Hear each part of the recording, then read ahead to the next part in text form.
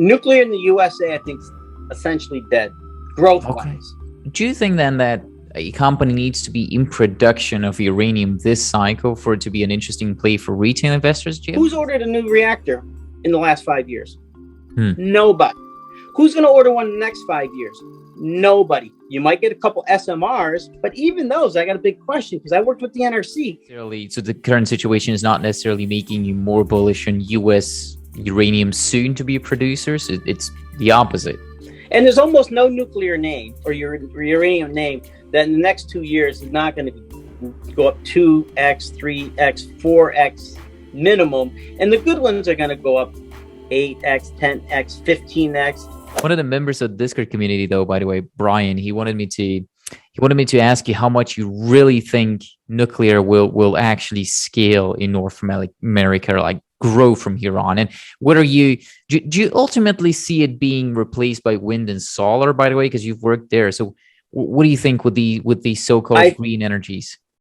No, nuclear in the USA, I think, is essentially dead, growth-wise. Right? Look at what just happened. You had the 2 SCANA units, right, go bankrupt after being half built, right? They had to crap them out, right? Then the whole utility had spent so much money, they had to sell themselves to Dominion because they screwed up. Now you see the 2 Vogtle units, right? They're supposed to cost like, I don't know, $8 million per unit, and they're supposed to be done 6 years ago, and now they're still not built. They still have about another year to go, and they're at $30 billion. So why would any CEO of a utility in the United States that right now said, we're contemplating building new units, he'll be out of his job by next Monday. What are you, nuts? And what the problem is in the United States is you got unions that it just, everything's really so expensive. So I don't think you're going to see new nuclear units. That's why there's none on order. Tell me, we know this clean air thing and the ESG things, nothing new. Who's ordered a new reactor in the last 5 years? Nobody. Who's going to order one in the next 5 years? Nobody. You might get a couple SMRs, but even those, I got a big question because I worked with the NRC. When I was at Millstone, we had a design issue under 10 CFR 54F, and it was considered design control.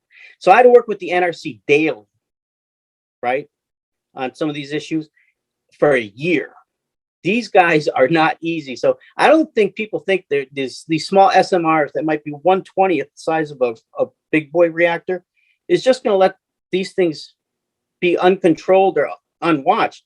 I think the NRC is going to cost a lot of money for these reactors to run.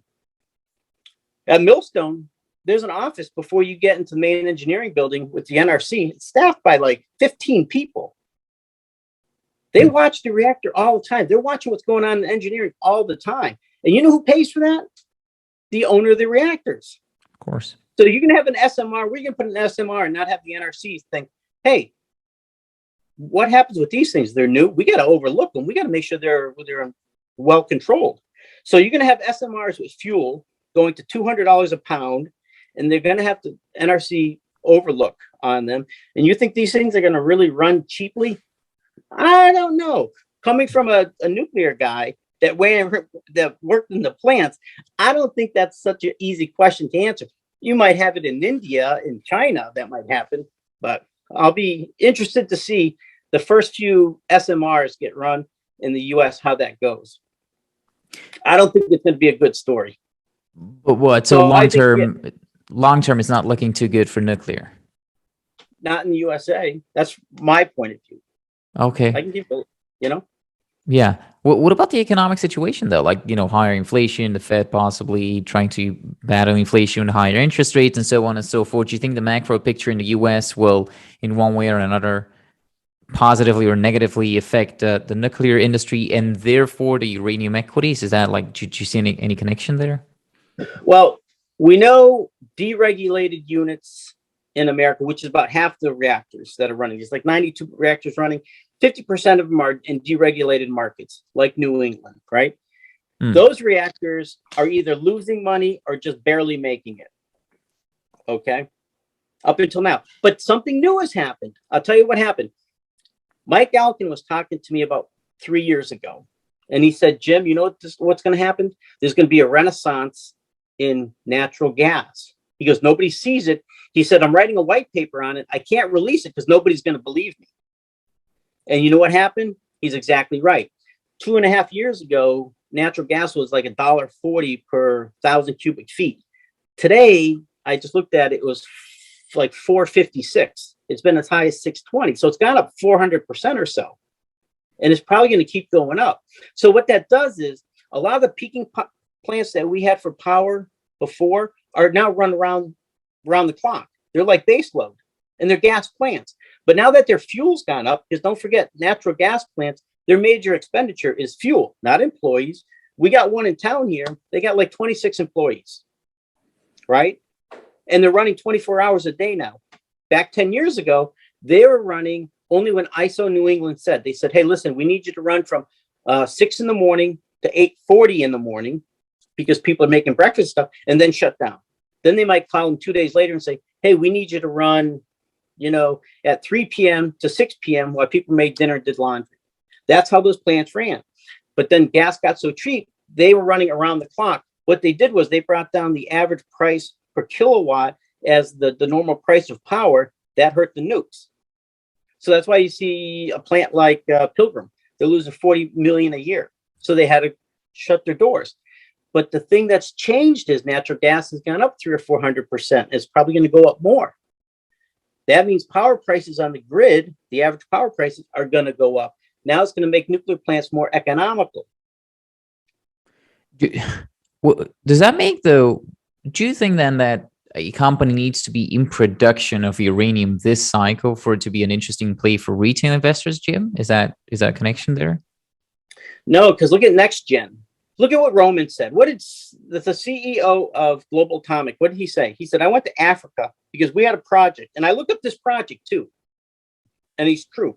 It took 30 years for a Canadian uranium project that was under the wings of Denison in the past to get licensed and permitted and all that stuff. 30 years, right? 10 years is common. So the fissions, the next gens, all these companies. Now, that's interesting too. If you go to my Twitter, it might have been co.ca, but I think it was my Twitter. The two top guys for NextGen were on my Twitter thing because I said, hey, listen, they might have a hard time getting permitted in a succinct manner. I mean, I think it's going to be 6 to 10 years minimum. And they clicked on their CFO and the big boy, they're the CEO, I forgot his name, they give me a hard time. We went back and forth for a couple of days. Then they said, well, there's a new process there. Well, you know what I did? I went and I Googled the process. And I looked into the new procedures. And I looked into what people were saying that were using the new process. And they said, no, it's no faster. It's a mess, just like the old one. So non-producers now, like NextGen, look what happened with Global Atomic. It took them 3 months to get fully permitted. 3 months, because the government was behind it and they didn't play games. Why do you think the Canadian government takes 20, 30 years to permit a nuclear site when they're really experienced in it, right? Denison's been around forever. So why should it take 20, 30 years? What are they doing for 20 or 30 years when Africa can do it in 3 months? But so that does not necessarily, so the current situation is not necessarily making you more bullish on US uranium soon to be producers. It's the opposite.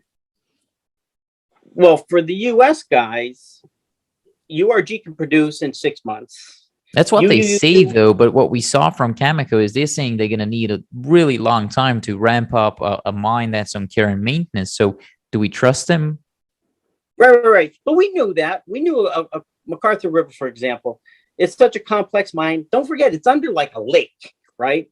And they know that to ramp that thing up, don't forget the people they let go 3.5 years ago aren't necessarily the same people they're going to bring back. A lot of them maybe, but they got rid of the staff. That thing's a complex monster. So we had heard from Elkin and some of these other experts that, hey, this thing's going to take a year or so just to bring back online to start minimal pounds, maybe even longer.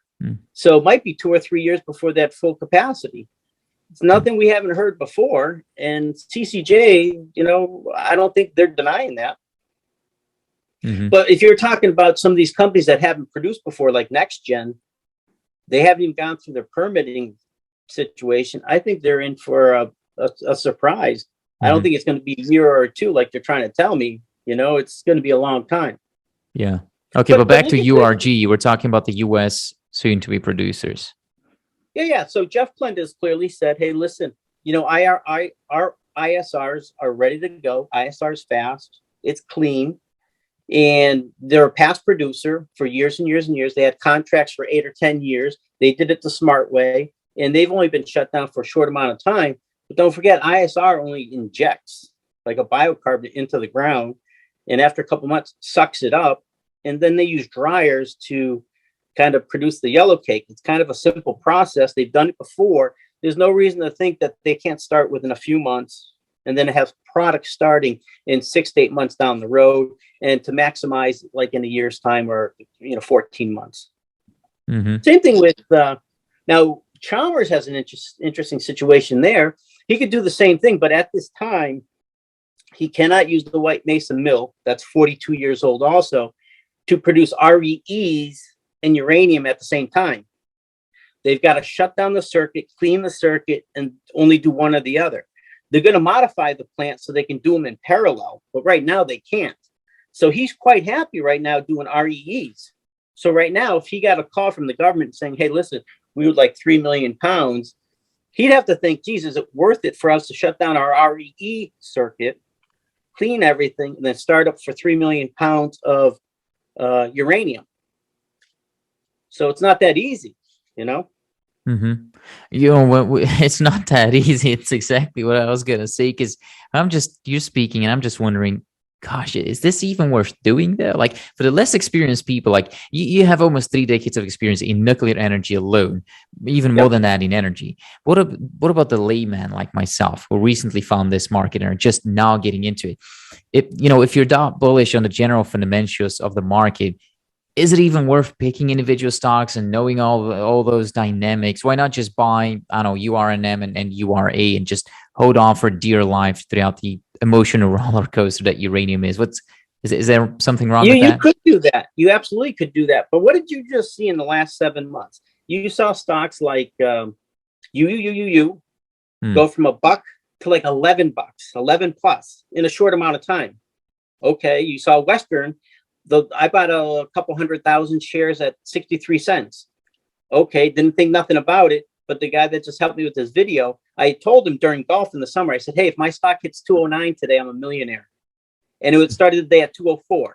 And on the third hole, it's 215. I said, Sean, I'm a millionaire. Just with that one stock.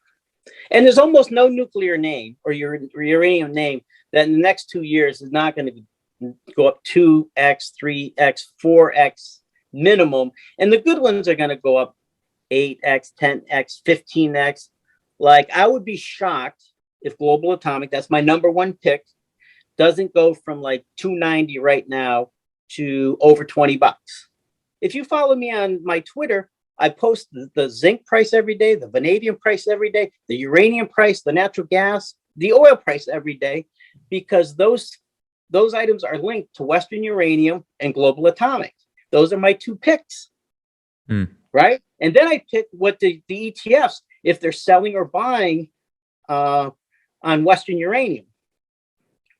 And I monitor the spot and how many pounds they're buying. So like today it was at 45,800,000 pounds, right?